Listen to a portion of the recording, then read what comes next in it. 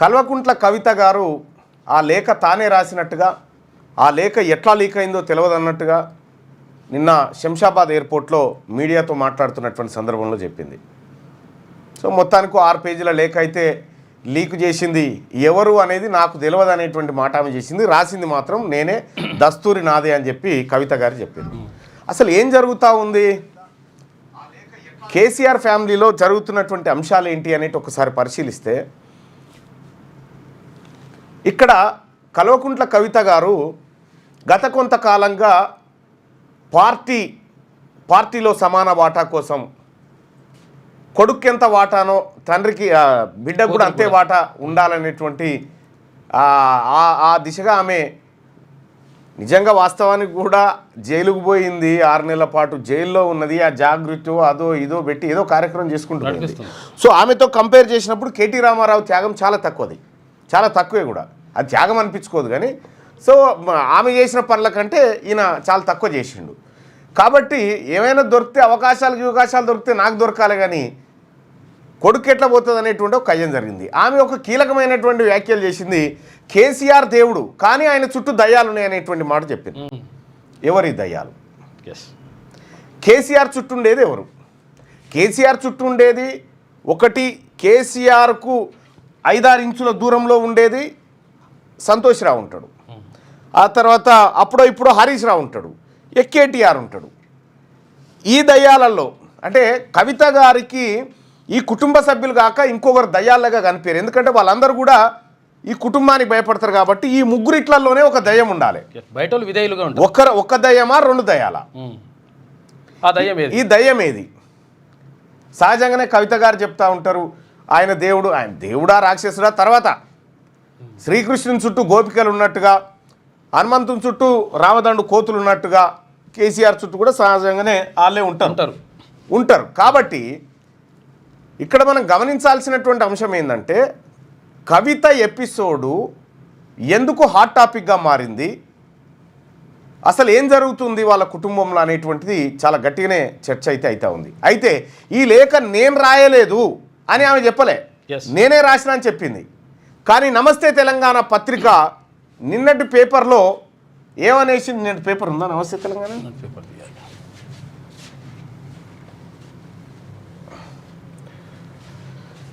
లేఖ కాంగ్రెస్ పార్టీ సృష్టించిన లేఖ అని చెప్పే ప్రయత్నం చేసింది.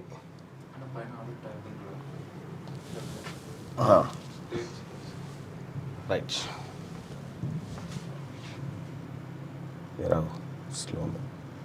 అయితే ఈ లేఖ మేము రాసింది కాదు, కాంగ్రెస్ వాళ్ళు సృష్టించిందని చెప్పి నిన్న నమస్తే తెలంగాణ పత్రిక వేసింది. అంటే దీన్ని బట్టి మనకు అర్థమవుతుంది ఏంటంటే, నమస్తే తెలంగాణ పత్రిక చెప్పాలనుకుంటుంది ఒకటి, కానీ కవిత చెప్పింది ఇంకొకటి. ఇక్కడ అరే ఏంది ఇది?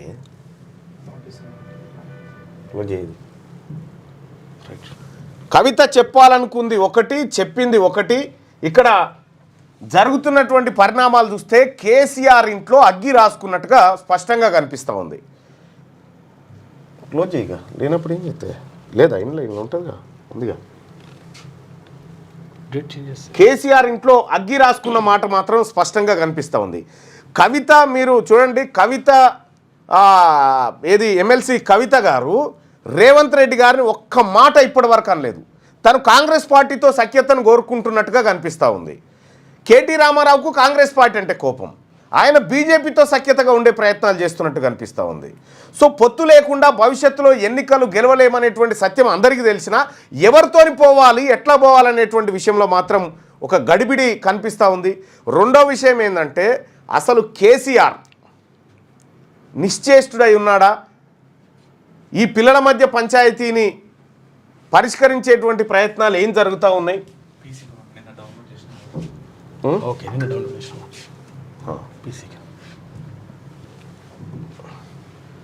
లేక మేము రాయలేదని చెప్పి వాళ్ళు చెప్తా ఉంటే ఇదేగా లేఖ రాసింది నేనే అని కవిత గారు చెప్పడం తోటే దీంట్లో మతలాబ్ను మనం గమనించవచ్చు. లేదన్నా ఆగన్నా, ఏడుందన్నా? రైట్, కవిత లేఖ పేరుతో డైవర్షన్ డ్రామా అని చెప్పి రాసిరు. ఇది 3వ పేజీలో అచ్చా ఇది ఫ్రంట్ పేజ్ ఒకటే ఉంది కదా, ఓన్లీ 1 పేజ్. రైట్. కవిత లేఖ రాసింది కాంగ్రెస్ పార్టీ వాళ్ళు అని చెప్పి నిన్న గగ్గోలు పెట్టినటువంటి నమస్తే తెలంగాణ ఇవాళ కవిత ఇచ్చినటువంటి క్లారిటీ మీద ఏం రాసుకొచ్చింది, ఏమని రాసిందా? అసలు కవిత వార్తే లేదు కదా, ఇంకో మెయిన్ పేపర్ ఎంత ట్యాబ్ బంద్ చేసినాం ఇప్పుడు, ట్యాప్ క్లోజ్ చేసి వచ్చింది చూడు, ఇదేనా? అదే ఈ పేపర్లో కూడా మహిళ ఎవరు కవితకు సంబంధించినటువంటి అంశం ఫ్రంట్ పేజీలో కనిపిస్తలేదు. థర్డ్ పేజ్ రైట్, ఇక్కడ ఉంది. కేసీఆరే మా నాయకుడు, ఆయన నాయకత్వంతోనే తెలంగాణకు మేలు, పార్టీలో ఎటువంటి గందరగోళం లేనే లేదు, ఆ లేఖ నేను రాసిందే, వ్యక్తిగత ఎజెండా లేదు, ఉన్న పరిస్థితిని చెప్పినా ఇది ఎప్పుడు జరిగేదే, లేఖ ఎలా బయటకు వచ్చిందో నాకు తెలియదు, లేఖ లీక్ అయిందని కోతికి కొబ్బరి చిప్ప దొరికినట్టు కాంగ్రెస్ బీజేపీ రాద్ధాంతం చేస్తున్నాయి, ఆ పార్టీలతో తెలంగాణ కొరిగేదేం లేదు. ఇక్కడ మరి రాక్షసులు కేసీఆర్ చుట్టూ చేరిన రాక్షసుల టాపికే లేదు. మరి రాక్షసుల టాపిక్ ఏమో మాట్లాడింది, ఆమె మాట్లాడిందేమో రాక్షసుల టాపిక్ మాట్లాడింది, దయ్యాలు ఉన్నారు కేసీఆర్ చుట్టూ అనేటువంటి మాట ఆమె మాట్లాడింది. అసలు ఈ దయ్యాలు ఎవరు, ఈ భూతాలు ఎవరు, ఇదేం అర్థం కానటువంటి పరిస్థితి ఉంది. జరా ఇక ఎప్పుడైనా ఇట్లా అంటే ఈ కింద దొరుకుతుంది ఇట్లా. కేసీఆర్ గారి చుట్టూ కొన్ని దయ్యాలు ఉన్నాయి, వాళ్ళ వల్ల చాలా నష్టం జరుగుతున్నది. పార్టీలో ఉండేటటువంటి నేను కేసీఆర్ గారి కూతుర్ని, అంతరంగికంగా నేను రాసినటువంటి లేఖనే బయటికి వచ్చిందంటే మరి ఇతర సామాన్యుల సంగతి, ఇతరుల పరిస్థితి ఏంటి పార్టీలో అన్నది ఇవాళ చర్చ జరగాల్సినటువంటి అవసరం ఉన్నది. రైట్. ఇక్కడ ప్రధానంగా లేఖలో ఆమె చెప్పినటువంటి మాట ఏంటంటే బీజేపీ పైన ఇంకా కొంచెం మాట్లాడాల్సి ఉండే అని, అంటే దాన్ని బట్టి కవిత గారు బీజేపీకి అగనిస్ట్గా, అంటే తనను అరెస్ట్ చేయడము ఈ కథంతతోటి కోపం ఉండొచ్చు, కానీ కవిత గారేమో బీజేపీ పైన కోపంతో, కానీ కేటీఆర్ ఏమో కాంగ్రెస్ మీద కోపంతో ఉన్నాడు. ఈ రెండు భిన్న ధృవాలుగా కనిపిస్తూ ఉన్నాయి. సో నిజంగా ఇది కల్పిత డ్రామానా లేకపోతే నిజంగానే జరుగుతూ ఉందా?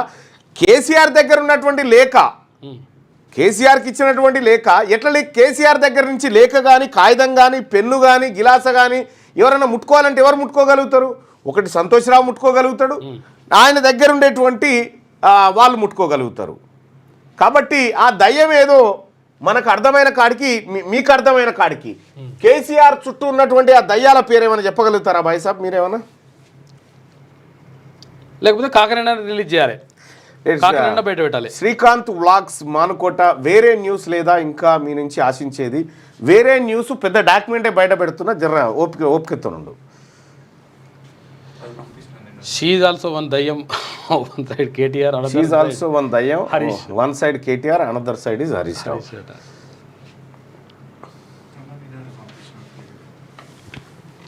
ఫుల్ పేపర్ ఏది? Third page. ఈ థర్డ్ పేజీలో డైవర్షన్ కోసమే లేఖ డ్రామా, వైఫల్యాలను కప్పిపుచ్చుకునేందుకే కాంగ్రెస్ ప్రభుత్వం కొత్త ప్లాన్. అంటే ఈ లీకు చేసింది ఈ లీకు వీరులే, మళ్ళా ఇది కాంగ్రెస్ రాసిన లేఖ, ఇది కాంగ్రెస్ డైవర్షన్ పాలిటిక్స్ అని డ్రామా. కేసీఆర్ దగ్గర పోయి కేసీఆర్ సంఖలో ఉన్నటువంటి ఆ లేఖను ఫోటో తీసుకొని కాంగ్రెస్ పార్టీ వాళ్ళు బయటకు వచ్చి పబ్లిక్ చేసినారు. ఆ ఇంట్లోకి పోయి మీరే కదా, ఇది కేటీఆర్ సంతోష్ రావు వీళ్ళు చేయాల్సిందే, ఇంకోటి చేయడానికి లేదు కూడా.